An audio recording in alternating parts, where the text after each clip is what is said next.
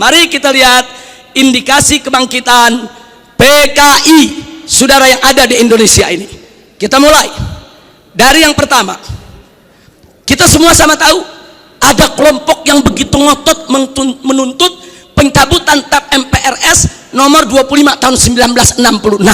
Kalau TAP MPRS ini dicabut, yang diuntungkan adalah keluarga besar PKI. Ini indikasi saudara. Enggak mungkin yang bukan PKI menuntut pencabutan daripada TAP MPRS tersebut. Karena kalau TAP MPRS nomor 25 tahun 66 dicabut, yang untung bukan umat Islam, yang untung bukan tentara, yang untung bukan polisi, bukan, yang untung bukan negara, yang untung adalah kader-kader PKI. Nah sekarang yang kedua, saudara, sebelum tahun 1998 sejarah pengkhianatan PKI di Madiun 1948 maupun G30S PKI 1965 itu tercantum, diceritakan dalam sejarah Indonesia, masuk dalam kurikulum. Jadi dari tahun 1965 sampai 1998 sejarah pengkhianatan PKI merupakan bagian daripada kurikulum pendidikan untuk pelajaran sejarah Indonesia.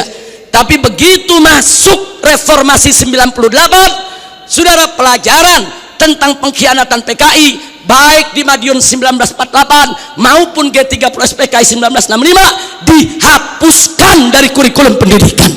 Saya bertanya-tanya, siapa ini manusia yang punya kekuatan bisa menghapus materi pengkhianatan PKI dari kurikulum? Ini bukan seorang biasa, saudara.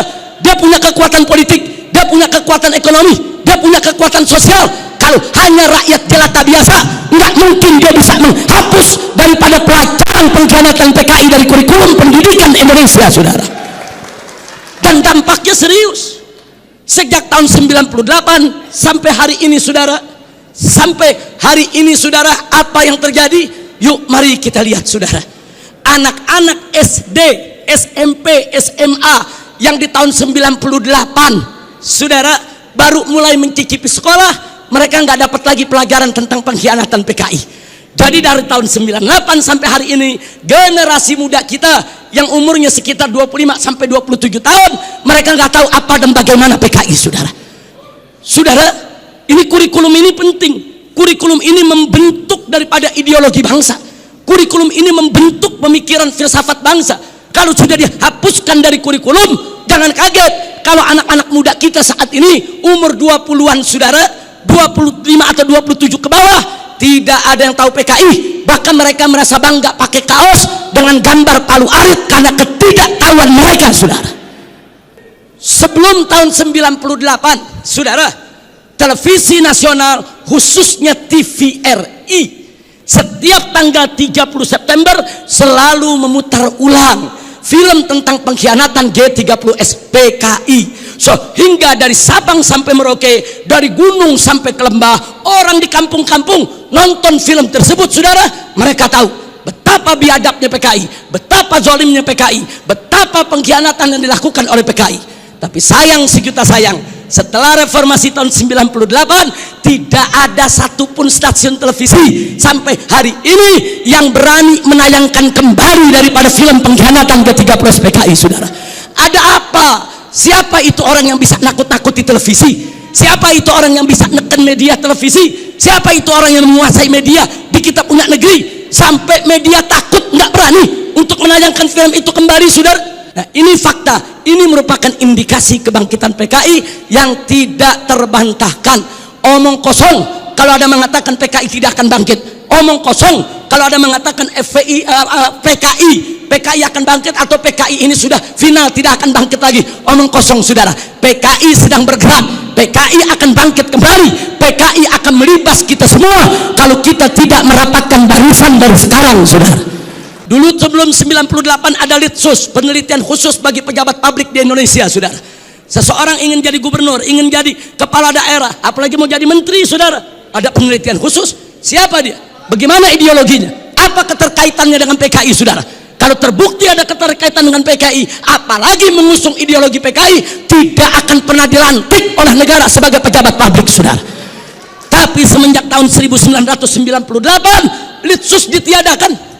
Nah, kemudian baik yang kelima, saudara, putra-putri PKI keturunannya masuk ke partai-partai politik, masuk ke instansi lembaga-lembaga negara, saudara. Dan dari sanalah, saudara, mereka mempengaruhi kebijakan-kebijakan untuk keuntungan PKI. Baik, yang keenam, mari kita lihat lagi, saudara. Kita tidak boleh menutup mata. Sejak tahun 1998 begitu banyak buku-buku yang membela PKI, dibagikan secara gratis, dijual dengan bebas di toko-toko buku, saudara. Pemerintah kita nggak mampu untuk melakukan tindakan apapun. Real, fakta, saudara. Bahkan ada satu anggota dewan, pimpinan satu komisi di DPR RI, saudara, begitu bangga mengarang buku mengatakan dengan judul "Aku Bangga Jadi Anak PKI". Nggak sampai di situ, bahkan dia karang buku lagi dengan judul "Anak PKI Masuk Parlemen", seolah-olah dia ingin meledek semua yang anti PKI. Manusia-manusia Indonesia yang anti PKI, ada urusan apa dengan kalian? Aku bangga jadi anak PKI. Bangsa Indonesia yang anti PKI, ada apa dengan kalian benci PKI? Ada apa musuh PKI? Aku anak PKI masuk parlemen dan aku bangga menjadi anak PKI. Inna lillahi wa inna ilaihi rajiun. Ini indikasi. Yang ngomong yang sebelah sana. Mari kita lihat yang nomor 7, saudara. Adanya usulan RUU KKR, Komisi Kebenaran dan Rekonsiliasi. Ini juga tidak lepas dari peran-peran untuk kepentingan PKI. Kemudian yang ke-8, bagaimana Komnas HAM, luar biasa, saudara. Berikut LSM liberal yang menjadi LSM komprador, saudara, yang bersuara untuk kepentingan asing, juga mereka semua bersuara untuk membela PKI. Yang ke-9, maaf, saudara, ya, ada bantuan Cina kepada Indonesia, berikut kompensasinya. Saya tidak campur urusan ekonomi negeri ini, saudara. Tapi kalau sudah bantuan dari negara komunis Cina ke Indonesia dengan kompensasi tenaga kerja yang masuk Indonesia, wajib untuk diwaspadai, saudara. Nah, kemudian jangan lupa yang ke-10, saudara, ada beberapa parpol, bukan satu, yang terang-terangan mengirim kader-kadernya ke Republik Rakyat Cina untuk ikut pendidikan politik. Mereka dididik oleh Partai Komunis Cina, saudara. Ada apa? Ya, itu hak partai tersebut, itu hak pribadinya, saya tidak ikut campur. Tapi saya sebagai bangsa Indonesia punya hak untuk mewaspadai partai-partai yang menjalin kerjasama dengan Partai Komunis Cina, saudara. Yang ke-11, di mana-mana ada seminar, ada temu kangen, saudara. Di mana-mana ada temu kangen PKI, seminar PKI, saudara. Sementara, saudara, dari pihak aparat keamanan setengah hati untuk membubarkan mereka, saudara. Berapa kali di Taman Ismail Marzuki mereka menggelar acara, bikin kegiatan, saudara. Ada bentrokan dengan gerakan bela negara, dengan laskar-laskar FPI di beberapa tempat, saudara. Ada apa? Ada lagi anggota-anggota dewan yang merupakan kader PKI menggunakan kunjungan kerja mereka untuk membuka temu kangen kader PKI, sebagaimana terjadi di Banyuwangi beberapa waktu yang lalu, saudara.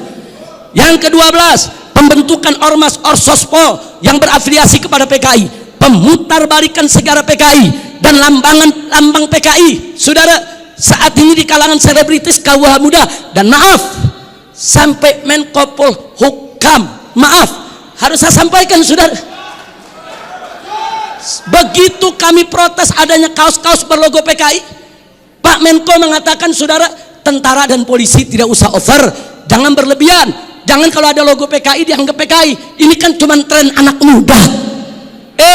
Logo PKI itu termasuk sosialisasi lambang PKI. Itu dilarang, saudara, oleh TAP MPRS nomor 25 tahun 66, dilarang juga oleh Undang-Undang nomor 7 tahun 27 tahun 99, dilarang juga oleh TAP MPR RI nomor 1 tahun 2003, dan dilarang oleh KUHP pasal 107 A, B, C, dan B serta E, saudara. Nggak bisa. Kalau itu sudah masuk larangan, seorang Menko Polhukam tidak berhak melindungi logo Palu Arit hanya dengan alasan itu adalah tren kaum muda, saudara. Takbir, Allahu Akbar, merdeka.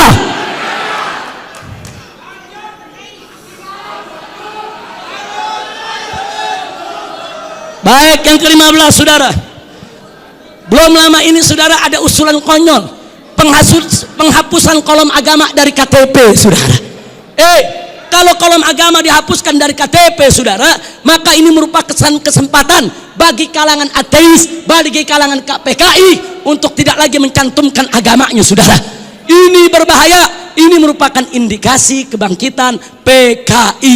Baik, yang ke-16, saudara, dorongan untuk minta maaf kepada PKI. Ada apa? Saya ditanya sama wartawan, Habib Rizik, ini bagaimana sikap FPI kalau presiden sampai minta maaf kepada PKI? Saya jawab, kalau presiden ngotot meminta maaf kepada PKI, saya usul sekalian saja minta maaf sama Belanda dan Jepang. Jangan tanggung-tanggung minta maaf, saudara. Minta maaf saja. Belanda, maaf dulu pejuang kami membunuh tentara Belanda. Jepang, maaf dulu gerilyawan kami membunuh Anda. Minta saja sekalian maaf kepada Belanda dan Jepang, saudara. Belanda dan Jepang itu penjahat, saudara. Sebagaimana PKI, bukan kita yang minta maaf kepada Belanda dan Jepang, bukan kita yang minta maaf kepada PKI. PKI yang harus minta maaf kepada bangsa Indonesia, saudara. Baik, kemudian berikut yang ke-17, saudara. Maaf, sekarang ini ada jargon revolusi mental. PDIP juga. Kalau yang dimaksud revolusi mental adalah revolusi akhlak, revolusi moral, revolusi budi pekerti, dari tidak baik menjadi baik, tentu kami dari FPI akan sangat-sangat mendukung.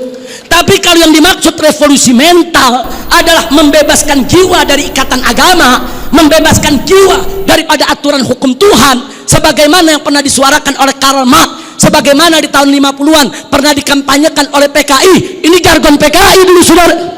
Nah, kalau itu yang dimaksud, kami menolak istilah revolusi mental kalau hanya memberikan kesempatan kepada PKI untuk bangkit, ya kawan. 19, saudara, saat ini di beberapa karnaval, bagaimana tokoh-tokoh PKI, saudara, seperti Aidit, seperti Nyoto, saudara, itu dibawa-bawa, diusung-usung. Bahkan dalam karnaval peringatan HUT RI di Madura, saudara, di Sumatera Barat, kemudian di Jawa Timur. Ada apa kalau ini bukan indikasi kebangkitan mereka? Dan yang ke-19, saudara, maaf, beberapa waktu yang lalu juga ada simposium di Arya Duta, saudara. Ya, tujuan pemerintah baik, dimonopoli oleh pemerintah, bagus tujuannya, saudara. Tapi sayang sejuta sayang, saudara, ternyata simposium tersebut, saudara, hanya menguntungkan kader-kader PKI ketimbang kader-kader bangsa Indonesia sendiri, saudara.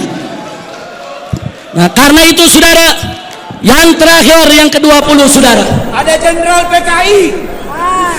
Yang terakhir, saya sedih, kecewa, bercampur marah begitu saya saksikan di ELC, saudara, Indonesia Lawyer Club, di salah satu sebuah stasiun televisi, saudara, ada tokoh yang mengatakan kalau PKI itu hanya korban. Kalau PKI itu korban, penjahatnya siapa? Kalau PKI korban, berarti penjahatnya NU, penjahatnya Banser, penjahatnya Masumi, penjahatnya tentara, penjahatnya Polri, penjahatnya negara, saudara. Nah, maka itu, saudara, ya kalau korbannya PKI, berarti penjahatnya Nahdlatul Ulama NU, berarti penjahatnya Muhammadiyah. Enaknya, saudara, umat Islam ini dianggap semua sebagai pelaku kejahatan. Ini kita tidak terima. Kepada yang bersangkutan, kalau ingin simpatik kepada PKI itu urusanmu, tapi jangan coba-coba mengatakan mereka korban. Itu akan menyinggung perasaan jutaan umat Islam di Indonesia. Baik, saudara, saya di sini tidak mau sebentar karena waktu sudah sebentar. Implikasi saya lewatkan dulu. Usulan FPI untuk simposium ini, ayo kita kembali kepada Pancasila dan Undang-Undang Dasar 1945 yang asli, yang dijiwai Piagam Jakarta sebagaimana amanat dekret Presiden 5 Juli tahun 1959. Takbir, merdeka.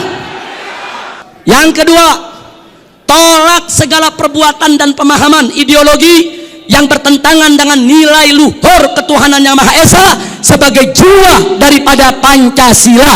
apapun ideologi, pemahaman dan perbuatan yang bertentangan dengan nilai luhur ketuhanan yang Maha Esa harus kita tolak, saudara.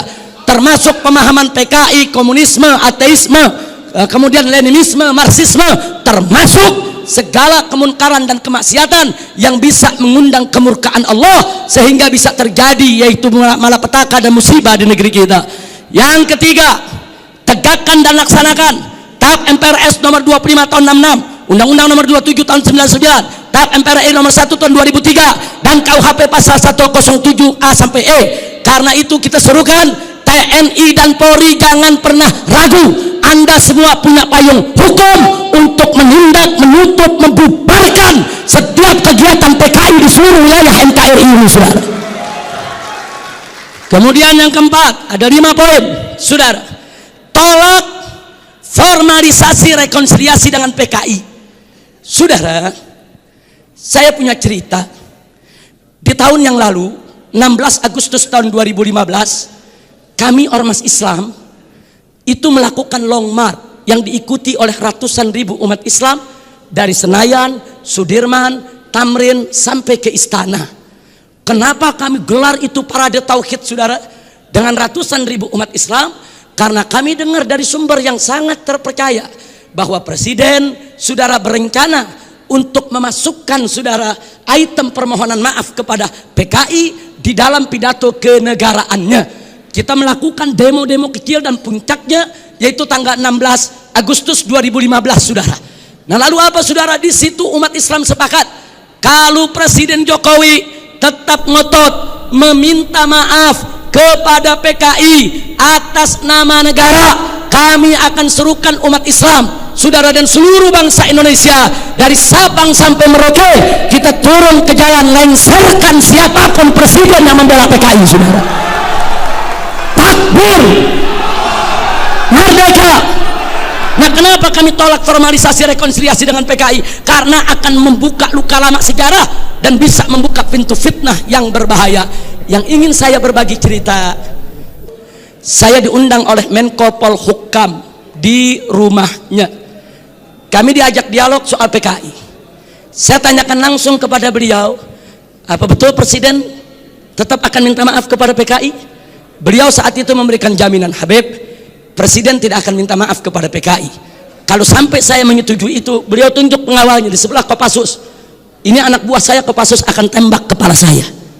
Nah, terus saya tanya lagi, saudara, kepada beliau, baik, tapi saya dengar Anda dapat tugas khusus dari Presiden untuk mencari formulasi rekonsiliasi nasional berkaitan dengan PKI. Nah, beliau jawab betul. Jadi beliau tidak menafi, saudara, betul. Saya dapat tugas bagaimana mencari formulasi rekonsiliasi kita dengan PKI. Baik, saya tanya, itu maksud rekonsiliasi itu apa, Pak? Tujuannya apa? Apa tujuannya? Oh, dikatakan supaya tidak ada dendam di antara kita, supaya kita hidup damai. Oh, kita tolak, saudara. Tidak perlu rekonsiliasi yang formal. Sebab, saudara, rekonsiliasi secara alami telah berjalan di tengah masyarakat antara PKI dengan bangsa Indonesia, saudara.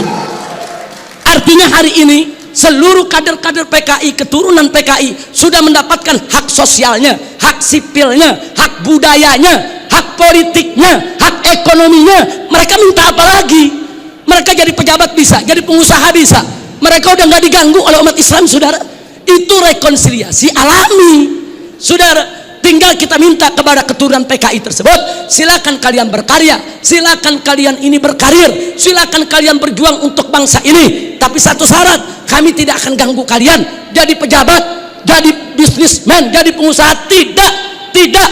Tapi syarat, jangan lagi bangkitkan ideologi komunis, jangan lagi bangkitkan partai komunis di Indonesia. Nah, tapi sekarang mereka minta lebih. Mereka minta partai komunis dipulihkan kembali. Dan lebih kurangnya ajarnya lagi, saudara, mereka minta negara minta maaf kepada mereka. Ini rekonsiliasi macam apa? Maka itu rekonsiliasi yang diformalisasi oleh pemerintah, saya khawatir ini akan membuka luka lama sejarah dan ini bisa membuka fitnah yang sangat berbahaya, saudara. Makanya tepat yang dikatakan oleh Kiai Haji Salahuddin Wahid, cucu daripada saudara pendiri Nahdlatul Ulama beberapa waktu yang lalu, kalau presiden pemerintah ini sampai minta maaf kepada PKI akan melukai seluruh perasaan daripada warga NU. Dan saudara, lebih telak lagi yang disampaikan oleh anggota Dewan Pertimbangan Presiden, yaitu Kiai Haji Hasyim Muzadi. Beliau sampaikan langsung kepada Bapak Presiden, kalau Bapak minta maaf kepada PKI, bukan hanya NU yang terlukai, seluruh umat Islam bangsa ini akan terlukai. Ini bahaya, ini negeri udah damai, udah tenang, kita nggak ribut-ribut lagi soal PKI, saudara. Kenapa mau dikorek-korek lagi luka lama, saudara? Nah, karena itu saudara, kalau ada usulan bongkar itu kuburan massal yang isinya PKI, apa seluruh kuburan mau dibongkar? Kuburan kiai-kiai, santri-santri, saudara, umat Islam yang mereka sembelih, apa semua mau dibongkar? Apa semua juga mau dibangkitkan kembali, yaitu luka lama yang sudah ada? Ini pertimbangan tidak rasional, saudara. Karena itu kami dari FPI menolak formalisasi rekonsiliasi dengan alasan apapun, saudara. Tapi kami menerima kader-kader keturunan PKI saat ini dikembalikan hak sosialnya, hak ekonominya, hak politiknya, saudara. Kita terima, mereka bangsa kita, mereka saudara kita, silakan hidup bersaudara berdampingan dengan kita, dan mereka harus tunduk kepada Pancasila, jangan lagi menghidupkan daripada komunisme. Sebagai penutup yang kelima, saudara, saya ajak semua yang ada di sini untuk menyerukan jihad konstitusional secara nasional melawan semua gerakan komunis dan neolib untuk selamatkan keutuhan negara kesatuan Republik Indonesia, saudara. Takbir, Allahu Akbar, merdeka. Itu saja yang bisa saya sampaikan.